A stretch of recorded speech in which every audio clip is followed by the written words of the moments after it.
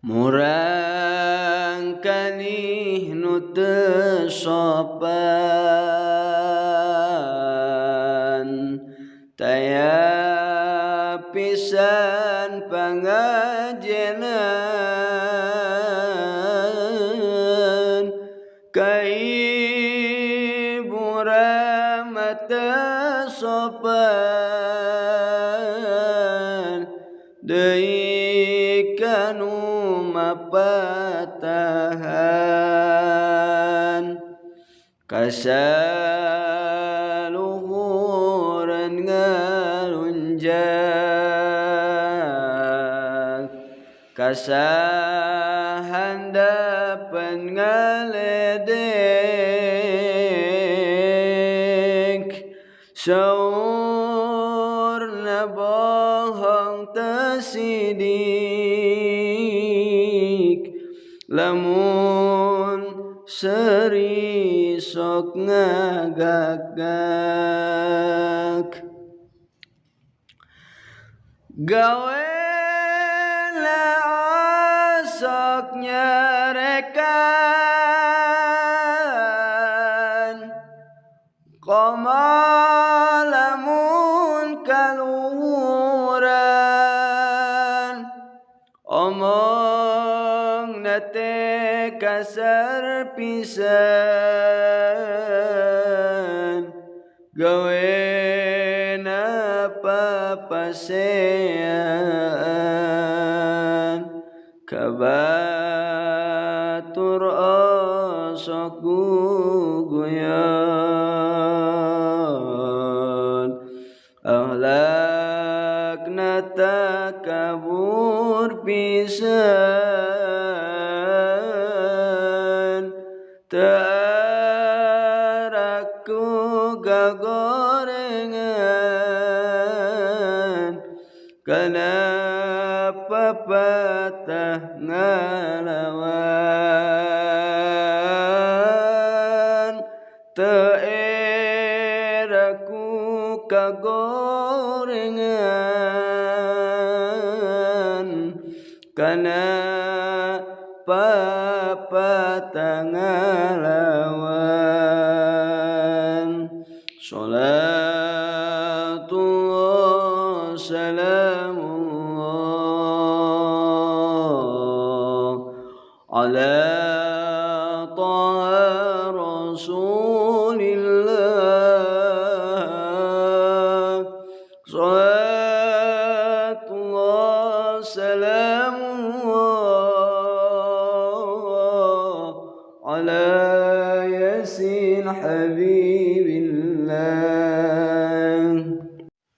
ngaran hukum netepkeun hiji perkara kana perkara nu sejen teu sulaya tawa ngeuweuhkeun perkara tinu sejen saperti ngeuweuhkeun apes ti Pangeran jeung conto netepkeun wajib kana salat nyabut weunang tina pagawean salat atawa netepkeun asin kana uyah atawa ngeuweuhkeun amis tina uyah ari hukum sadayana aya tilu hukum syara akal adat nu katilu hukum anu tilu syara pangkuatna tuluy akal adat anu panghengkerna mun pagadrug hukum syara jeung akalna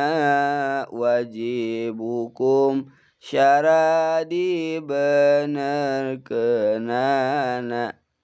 Contoh khawarik lil adat nu haramna tapi munggu akal mah mungkin ayana. Alam akhirat eta mungkin ayana tapi syara netepkeun wajib ayana. Kitu deui iman Islam oge mungkin tapi syara ngawajibkeun mah sing yakin. Mun pagadrug hukum akal jeung adatna wajib hukum akal dibenerkeunana. Tutung kusana munggu hukum adatna tutung ku Allah munggu hukum akalna.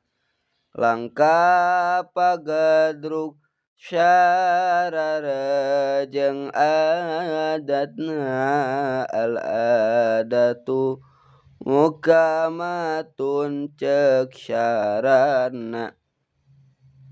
Kajaba syara ta'abudiyahna teu ngadago dibenerkeun ku adatna. Contoh nu pagadrug syara jeung adat dina nenggor jumroh nu tilu sing tepat. Pasal martelakeun cai. Sakur cai bijil ti bumi ti langit meunang dipake susu cinajan pait. Kaya ibun cilaut sumur wahangan hujan buah ciburial jeung cihujan.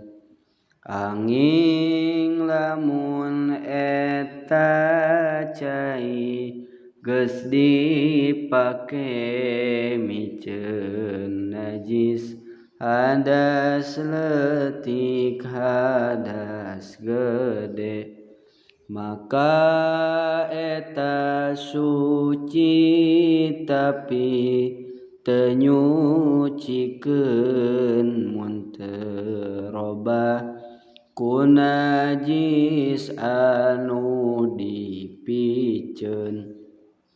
Deui cai robah sabab kacampuran barang suci kaya cai di entehan.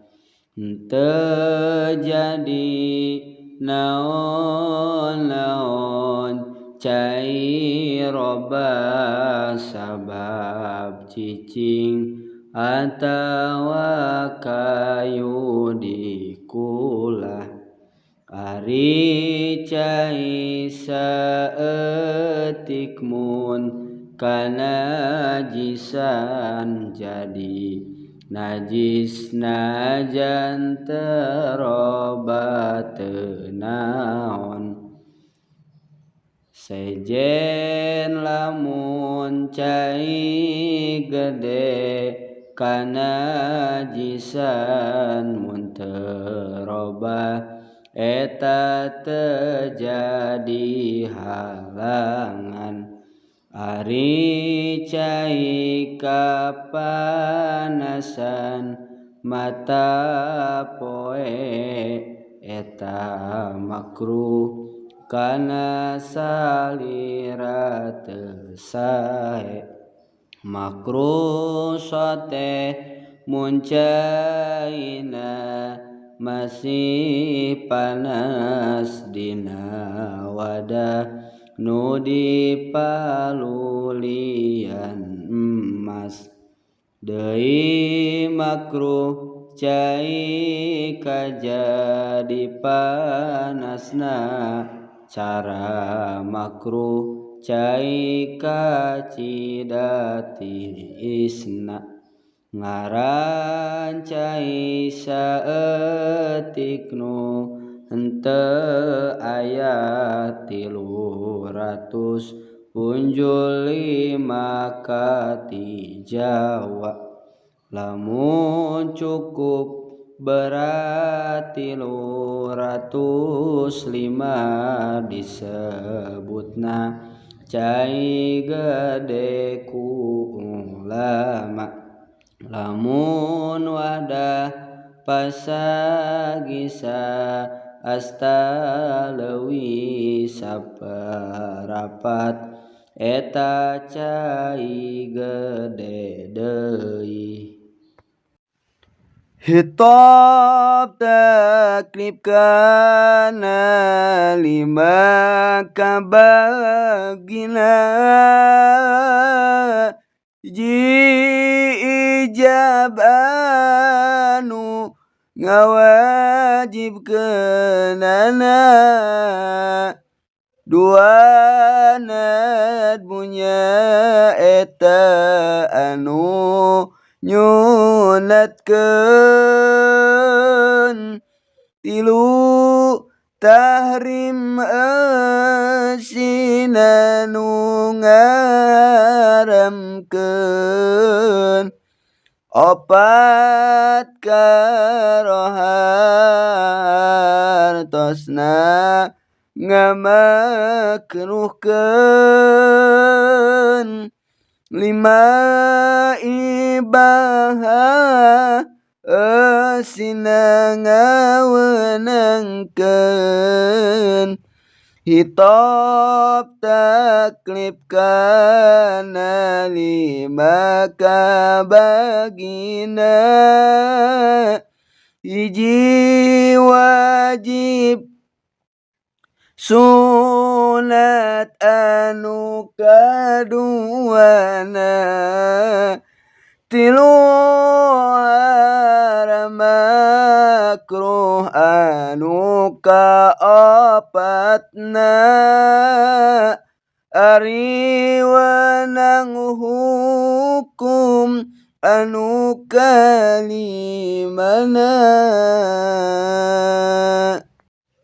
kum syarat netepkeun tawangeukeun hiji perkara tina perkara sejen nu netepkeunana dawuhan Pangeran patali jeung pagawean jalma jeung jin mun dawuhan eusina nitah ngalarang hitop taklif ngaranna ulah rek mangmang cara nitah salat nyarek kana jina atawa marentah sabar keur tugeunah mun dawuhan eusina ngatur titahan jeung panyarek hitop wado dingaranan cara syarat sahna salat jeung batalna haram bangke syarat lamun teu laparna. Bismillahirrahmanirrahim. Sim kuring di dieu dina video ieu bade ngauningakeun berbagi ilmu tanapi ngadares pembagian hitop taklif. Hitop taklif sadayana aya 5. Hiji wajib, sunat, haram, makruh sareng gunang. Naon cenah ari patokana wajib ceuk sara ma wa'adallahu fa'ilahu bisawabi wa tawa'adallahu tarikahu bil iqabi. Perkara anu diganjar lamun dilakonan jeung meunang siksaan lamun ditinggalkeun. Tah anu ngaran wajib teh pagawean di mana dilakonan dipidamel maka eta meunang buruhan atawa ganjaran. Sareng padamelan lamun ditinggalkeun dikantunkeun maka eta teh meunang siksaan. Naon contona? Contona sapertikeun salat anu wajib, ngaji anu wajib. Tah eta lamun ninggalkeun salat maka naon cenah meunang siksaan. Lamun dipidamel eta salat maka meunang ganjaran. Kade salat sing tepat waktu, ngaji ulah eureun-eureunan. Iraha ngaji teh batasna teh nyaeta maot, teu aya deui iwal maot. Nu kadua nyaeta patokan sunat. Naon ari patokan sunat? Nyaeta ma yusabu ala fa'lihi wa la yu'aqabu ala tarkihi. Hartosna perkara atanapi padamelan anu diganjar lamun dipidamel jeung henteu disiksa lamun ditinggalkeun. Tah ieu mah padamelan anu diganjar lamun dilakonan jeung henteu disiksa ieu mah sunat mah teu nanaon, teu dipidamel ngan urang moal meunang pahala. Urang sebisa mungkin sakuat urang ngidamel pasunatan. Sabab naon? Pasunatan teh tiasa janten panambal kawajiban. Sapertikeun salat wajib aya sunatna qobliyah ba'diyah. Kade tah urang teh berusaha untuk ngalaksanakeun eta qobliyah ba'diyah teh. Sakitu pangintenna. Ngemutan we ieu mah sanes ngajarkeun nya punten. Wassalamualaikum warahmatullahi wabarakatuh. Bismillahirrahmanirrahim. Assalamualaikum warahmatullahi wabarakatuh. Di video kali ini dina video anu ayeuna bade ngalajengkeun nu kamari pembagian hitop taklif anu 5 teh. 1 wajib, 2 sunat, 3 haram, 4 makruh, 5 weunang. Nu kamari parantos dibahas dina video anu saatos. Nu video sata acan nu parantos diupload nembe wajib sareng sunat. Lainna urang lajengkeun kana naon haram teh. Haram nyaeta ma wa'adallahu tarikahu bisawabi wa tawa'adallahu fa'ilahu bil iqabi. Padamelan atanapi perkara anu diganjar lamun ditinggalkeun jeung meunang siksaan tah lamun dilakonan. Ieu mah sabalikna tina wajib. Naon cenah haram teh? Diganjar di mana ditinggalkeun. Disiksa di mana dilakonan. Sapertikeun naon cenah perkara nu haram teh? Nyaeta maling. Tah urang lamun ngalaksanakeun maling atanapi padamelan nu sejen anu diharamkeun ku Allah sareng Rasul mangka eta teh meunang siksaan, meunang dosa ke di akhirat disiksa. Tah lamun urang ninggalkeun kana paharaman maka eta moal disiksa, bakal diganjar ku Allah Subhanahu wa taala. Nu kaopat makruh. Makruh mah wa huwa ma yusabu ala tarkihi wa la yu'aqabu ala fa'lihi. Perkara anu diganjar lamun ditinggalkeun jeung henteu meunang siksaan lamun dilakonan. Namun makruh mah dipikangewa ku Allah sareng Rasulna. Jeung lamun dina ibadah mah bisa ngurangan kana pahala pamakruhan teh. Sapertikeun dina wudu 10 kali ngumbah eta teh kaleuwihan tina ngagunakeun cai eta teh makruh. Bakal ngurangan tina pahala wudu. Lajungkeun deui nomor 5 nyaeta wenang atanapi mubah. Ma la yusabu wa la yu'aqabu ala fi'lihi wa tarki. Ieu mah perkara anu diganjar, anu henteu diganjar jeung henteu disiksa. Lamun dipidamel jeung ditinggalkeun. Jadi ieu mah mubah mah atanapi wenang mah perkara anu teu meunang nanaon kitu. Diganjar henteu, disiksa henteu ngan bisa jadi wenang berubah jadi wajib. Naon contona? Sapertikeun puasa misalkeun. Puasanya teu saur tah. Ai saur teh kan hukumna sunat. Plek teh teu saur. Tah pas beurang haik teu kuat puasa teh. Gara-gara ninggalkeun saur.